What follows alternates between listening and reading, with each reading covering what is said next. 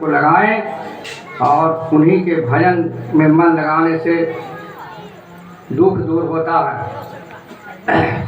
शास्त्र में लिखा हुआ है तुलसी कृत रामायण में कि रामचंद्र जब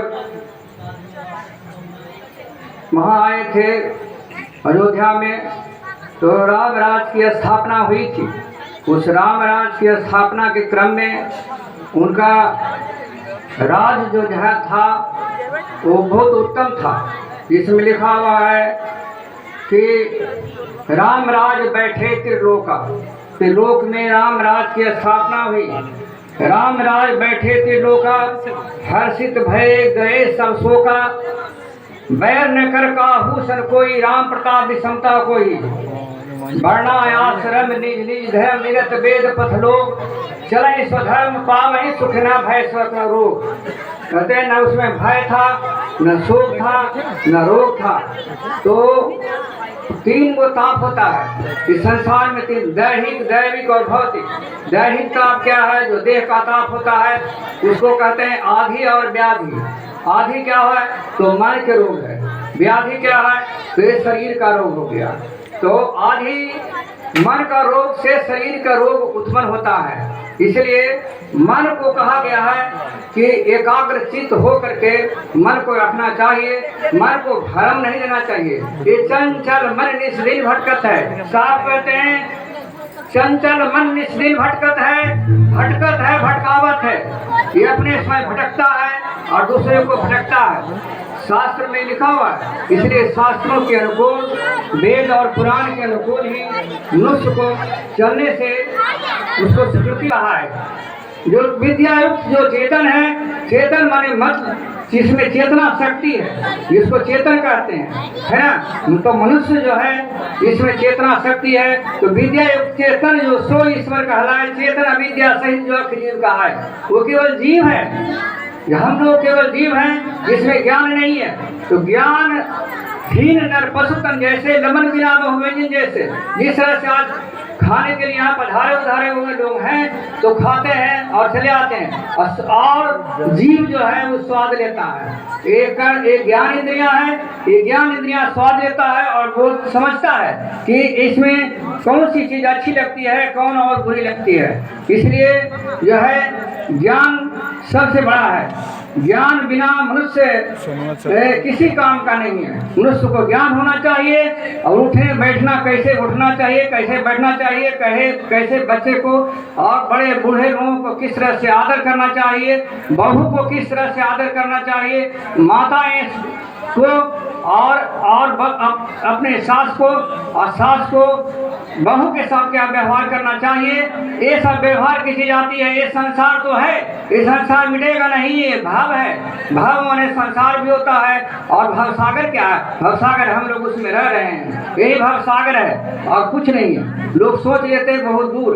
तो अभी अभी भजन के माध्यम से साहब बताए, जो देखिए नेत्र नहीं है, इनको नेत्रहीन लगते हैं। नेत्र नहीं है, फिर भीतर की आंखें हैं। आंखें दो तरह की होती, एक देखने की आंखें होती है, दूसरा भीतर की आंखें जो ज्ञान और विवेक है। तो ज्ञान और विवेक उनको है, इसलिए इस तरह की उक्ति इन्होंने कही।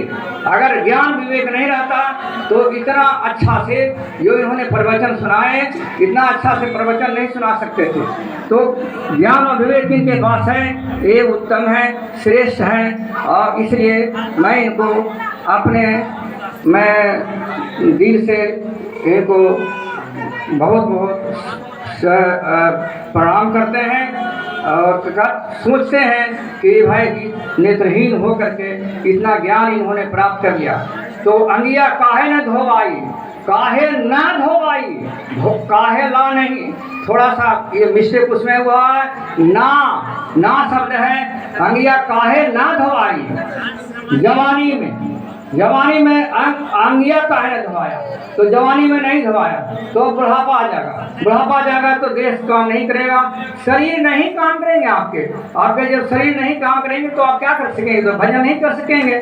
तो भजन क्या होता है? तो भजन है। तो भजन केवल करने से नहीं होता, कहते हैं करते नहीं, साफ बोले हैं। कहते हैं करते नहीं, मुंह के बड़े लबाड़, जिनके मुंह काले होंगे साईं के दरबार।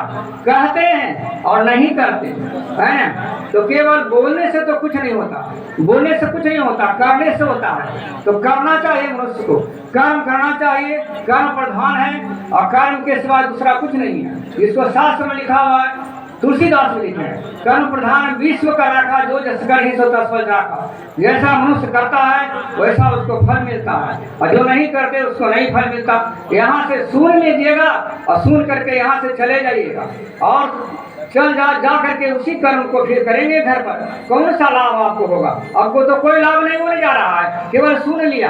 तो सुन लेने से क्या होगा? सुन लिया और न पढ़ा, न चिंतन किया और न समझा, न बूझा, तो फिर तो नरक क्या है? नरक स्वर्ग कुछ नहीं है। नरक स्वर्ग वही है जिस तरह से हम लोग का रहनी और गहनी है। रहनी गहनी अगर अच्छा है तो नरक स्वर्ग है। मरने के बाद किसी ने नहीं देखा कि कहाँ गया। भगवान बुद्ध ने कहा था, मैं पढ़ रहा था, जिसमें लिखा हुआ था कि जिस तरह से रोशनी, ये रोशनी देख रहे हैं आप, रोशनी बुझ जाने के बाद कहाँ जाती है, इसलिए इसको कोई नहीं जानता। कोई आज तक देखा ही नहीं कि मैंने कहाँ चला गया। रोशनी बुझ जाने के बाद कहाँ चली जाती है, कोई नहीं जानता है। दीपक कहाँ चला गया, कहाँ रोशनी कहाँ चली गई। इसलिए भगवान बुद्ध की युक्ति थी कि ये मनुष्य मरता है तो कहाँ जाता है ये कोई नहीं जानता, आत्मा कहाँ जाती है ये कोई नहीं जानता। तो शिव सन इसको लिखे हैं साहब, शिव सनकादिक और ब्रह्मा को प्रभु हाथ नहीं आया। शिव सनकादिक, सनक नंदन, सनत कुमार, ये सब भाई थे चार जो बाल ब्रह्मचर्य से शिव सनकादि शिव चर्चा की बात करते हैं आप, तो शिव भी जो है उस चीज को प्राप्त नहीं कर सके। ईश्वर की प्राप्ति उसको भी नहीं, उनको भी नहीं हुई। हाँ, जोगी तो थे, महाजोगी कहलाते थे, लेकिन ईश्वर की प्राप्ति कहाँ होगी? अगर रहता तो जरूर लिखा हुआ रहता, शिव सनकादिक और ब्रह्मा को वह प्रभु हाथ नहीं आया। व्यास वशिष्ठ विचार अठारे कोई पार नहीं पाया। व्यास और वशिष्ठ जो हैं ये बड़े गुरु माने जाते हैं। तो व्यास वशिष्ठ विचार अठारे कोई पार नहीं पाया, तो शिव सनकादिक नहीं पार कर सके। और वो लोग बड़े बड़े ऋषि महर्षि जो थे उन लोगों को भी कुछ नहीं मिला। रामकृष्ण तो का तो अवतार हुआ था, राम का भी अवतार हुआ, विष्णु के अवतार थे और कृष्ण का भी अवतार हुआ। ये लोग आए थे धर्म कर्म करने के लिए और संसार में समता लाने के लिए, विषमता को दूर करने के लिए, अधर्म को नाश करने के लिए, जो कि आपको गीता में मिलता है कि जदा जदा ही धर्मस्थ ग्लानि भवति भारत अभ्युत्थानां धर्मस्थात्मानां सिद्धाभ्याम परित्राणाम साधूनां विनाशाय च दुष्कृतां धर्म संस्थापनार्थाय संभवामि युगे युगे। आपको शुरू में ही लिखा हुआ है। तो कहे का मतलब कि जब जब धर्म की स्थापना के लिए लोग आते हैं, इसको लिखा हुआ है आपको शास्त्रों में, तुलसी तीर्थ रामायण में भी, कि जब जब हो धर्म की हानि, बाढ़े असुर अधम अभिमानी, त्यों त्यों ले प्रभु मनुष्य शरीरा, हर ही कृपा निधि सज्जन पीड़ा। सज्जनों के पीड़ित पीड़ा को हरने के लिए लोग आते हैं। इसलिए सत्य का जो पथ है हम लोगों का कि सत्य कर्म करें, कुकर्म नहीं करें, अकर्म नहीं करें।